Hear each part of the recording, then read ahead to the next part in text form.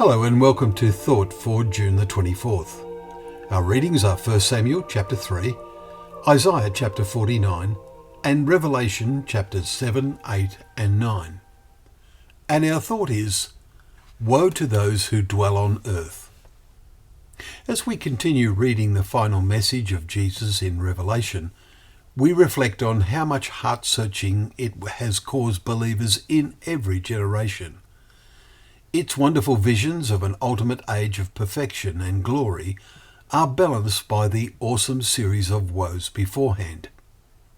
The last 1900 years bears testimony to the judgments that were predicted, but so many crises have been the natural results of man's follies and blindness towards God. For many in this present age, especially the young, it is hard to relate to the woes and disasters which many chapters describe. For one thing, they are portrayed in largely symbolic language. For another, nearly all the present generation have not personally experienced fearful times of crisis.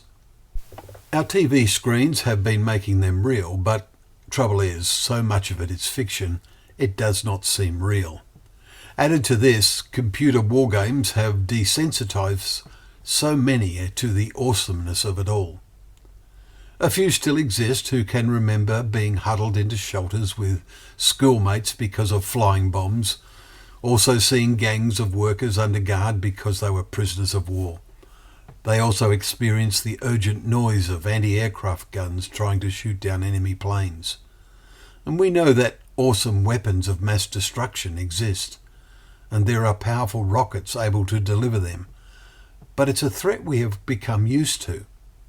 And after the collapse of communism over 20 years ago, everything seemed rather good, but it has not lasted.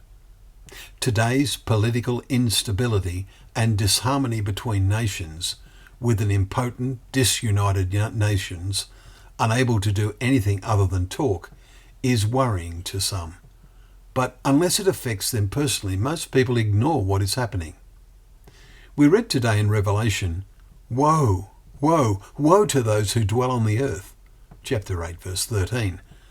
And the people who suffer that woe are those people who do not have the seal of God on their foreheads, we read in chapter 9, verse 4.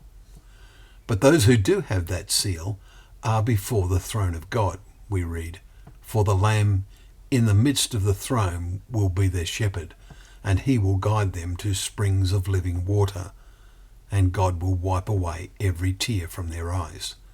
Chapter 7, verses 15 to 17.